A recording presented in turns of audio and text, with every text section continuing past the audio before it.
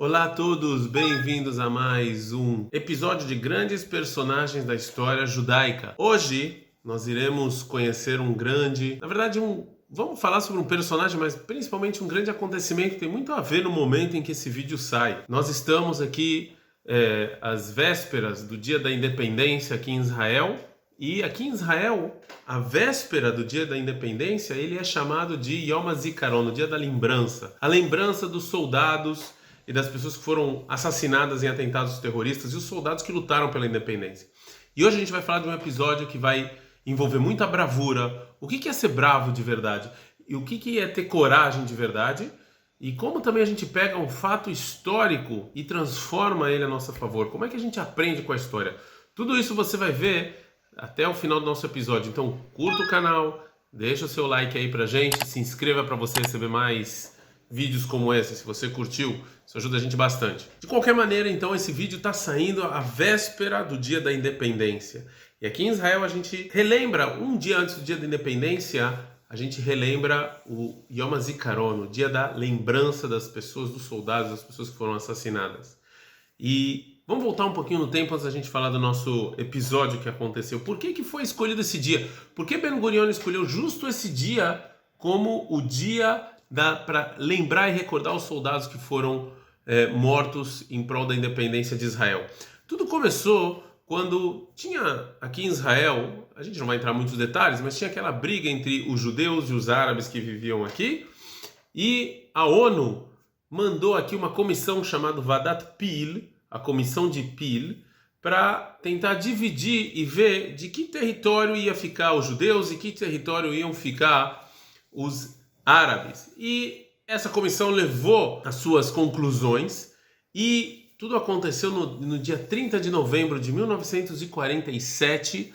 A ONU vai votar sobre partilha de Israel entre judeus e árabes. E quando a ONU é favorável a essa partilha, que os ingleses teriam que sair daqui, e foi fixado um dia para eles saírem daqui, no dia 14 de maio de 1948 foi fixado o dia para eles saírem de Israel, mas no dia 30 de novembro de 1947, quando a ONU decide que sim, a favor da divisão de Israel entre judeus e árabes, começa a primeira fase da guerra da independência. Existiam aqui em Israel por volta de 600 mil judeus, e essa foi a guerra que mais, percentualmente falando, mais matou a população israelense. A guerra da independência, que começa no dia 30 de novembro de 1947, começa a primeira fase, que é chamada de guerra civil, porque ainda não existia país, não existia Israel, mas a partir do momento que a ONU autoriza essa partilha, começa a briga. Os árabes começam a atacar os judeus e começa a guerra. Quase 6 mil judeus foram mortos nessa guerra, e isso é muito triste. Como eu falei para vocês, percentualmente foi a guerra que mais tirou vidas, foi a guerra da independência. E isso vai até o dia 14 de maio de 1948, que era o dia em que se determinou que os ingleses sairiam de Israel, e também vai ser o dia em que vai ser declarado a independência. E aí vai começar a segunda fase da guerra de Yom HaAtzmaut, da guerra da independência. Vai começar a segunda fase, que aqui já não é mais guerra civil, porque nós estamos falando de países. Aqui Israel vai virar um país e realmente vai ser atacado por países. Então essa segunda fase, a partir de 1948, já não é mais guerra civil, já é guerra realmente entre países. Em Jerusalém, Israel, quando começa a guerra, eles querem muito segurar Jerusalém. Jerusalém, como a gente sabe, tem uma importância simbólica e histórica para o povo judeu. E ao sul de Jerusalém tem uma região pequena, se chama Gush Etzion. Gush Etzion. Gush Etzion é uma região famosa no mundo judaico. No Tanar, na Bíblia, sempre apareceu uma região que sempre aparece. Avraham morava lá. Tem muitos mikvaot, que as pessoas, quando iam fazer, na época do primeiro templo, quando elas iam subir para o templo, elas passavam por lá. Em resumo, era uma região famosa e conhecida no mundo judaico de gerações em gerações. E vamos voltar um pouquinho antes de 1948. Em 1927, teve uma tentativa de se formar um kibbutz, um assentamento judaico nessa região de Gush Etzion. E infelizmente essa tentativa dá errado. não funciona. Os árabes expulsam os judeus de lá e volta a ter essa tentativa em 1935. Em 1935, 10 famílias conseguem se assentar nessa região chamada Gush Etzion e formam um kibbutz, que era uma organização agrícola, e daí essa região começa a ser, muita gente começa a vir, e principalmente pessoas da Europa, principalmente pessoas que fogem ou inclusive depois sobreviventes da Segunda Guerra Mundial vão para Gush Etzion. E esse é um detalhe que eu acho que é muito importante para explicar o que a gente vai ver daqui a pouco que vai acontecer nessa região. De qualquer maneira, em 1941 existem 4 kibbutzim, 4 aldeias, 4 assentamentos agrícolas nessa região. Os nomes são Kfar Etzion, é um deles. Depois a gente também tem En Tzurim, a gente tem Kfar Etzion, En Tzurim, Revadim, e a gente também tem Masuot Yitzhak. Esses são os 4 assentamentos agrícolas que existem nessa região que fica ao sul de Jerusalém, como eu falei para vocês anteriormente. De qualquer maneira, voltamos então para 1947.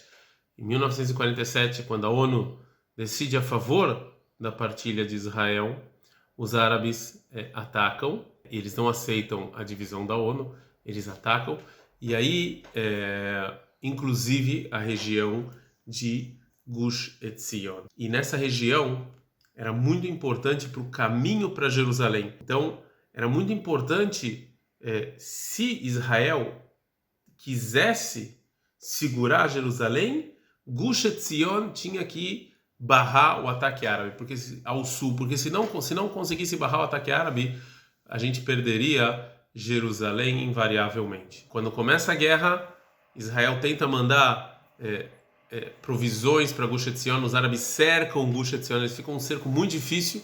No início da guerra da Guerra de Independência tinham lá somente 400 pessoas para defender toda a região de Gush Etzion. Eles são cercados, Israel tenta mandar provisões para eles. Essa é uma história muito, muito interessante chamada a história dos Lamed Rei, os 35 soldados enviados por Israel para mandar provisões para lá. Uma história muito boa, muito bacana. Se vocês quiserem saber sobre essa história, deixa aqui nos comentários que eu vou contar também em outro episódio. Mas Gush Etzion, com essas 400 pessoas, eles conseguem segurar os árabes até a declaração da independência. E isso é de suma importância estratégica para Israel conseguir segurar Jerusalém nas mãos deles. Mas de qualquer maneira, no dia 13 de maio de 1948, um dia antes da declaração da independência, as pessoas que estão lá em Kfar Etzion, as pessoas que estão lá no Gush, segurando o Gush, eles veem que não tem jeito. Não tem jeito e eles não vão conseguir, muita gente morreu, não tem mais comida, não tem mais arma, não sobrou mais absolutamente mais nada, então eles decidem se render. Eles vão até o líder deles, chamado Avram Pishgrund. Eles falam para Avram, não tem outro jeito, a gente tem que se render. Sobraram só 133 soldados. Precisamos nos render. E aí acontece uma das coisas mais feias que já aconteceram na Guerra da Independência. Avram, o líder das pessoas que estavam segurando Gush Etzion, ele vai com uma bandeira branca até a Legião Árabe para se render. Juntam 133 pessoas para rendição e os árabes abrem fogo contra eles e assassinam quase todos. Sobraram somente 3 pessoas, que também são histórias muito interessantes. Se vocês querem saber sobre eles, também podem deixar aqui nos comentários. E eles é que vão contar essa história de Gush Etzion, o que aconteceu lá e esse assassinato em massa que os árabes fizeram. Mas uma pergunta sempre é feita para os sobreviventes, e eu tive o mérito de, inclusive, ouvir um sobrevivente dessa guerra falando sobre por que mesmo com as chances quase zero de conseguir segurar Gush Etzion, essas pessoas ainda, esses 400, lutaram contra uma avalanche árabe que queria chegar em Jerusalém. Lembra que eu falei lá para vocês sobre coragem, sobre como a história muda a pessoa e como a gente tem que aprender com a história? Então esse sobrevivente falou o seguinte: Muitos deles chegaram do Holocausto, chegaram depois da Segunda Guerra Mundial. E na Segunda Guerra Mundial, os judeus foram assassinados também, mas com uma grande diferença. Lá eles não podiam se defender, eles não tinham armas para se defender. Eles foram assassinados sem nenhuma possibilidade de defesa. Enquanto aqui, em Gush Etzion, eles pelo menos podiam ter a possibilidade. Eles tinham eles tinham uma arma, eles tinham a capacidade de se defender e a capacidade de pegar o destino deles nas próprias mãos. Então esse sobrevivente falou que esse foi o motivo que, mesmo com chances zeros de sobrevivência, praticamente zero, eles decidiram ficar e segurar a legião árabe o quanto que eles iam aguentar, porque eles queriam pegar o destino na mão deles. Finalmente os judeus tinham essa possibilidade. Isso é coragem. Você ir lá e se sacrificar em prol de Jerusalém, se sacrificar em prol do símbolo máximo do povo judeu, mesmo sabendo que suas chances são mínimas, isso é coragem de verdade. E quando Gush Etzion cai no dia 13 de maio de 1948, Ben Gurion dá um discurso e ele fala que Jerusalém só ficou na mão de Israel graças ao nobre esforço dos guerreiros e soldados de Gush Etzion. E Davi Ben Gurion, então, não só Davi Ben Gurion, Israel, eles querem deixar essa bravura, essa coragem na memória de todos.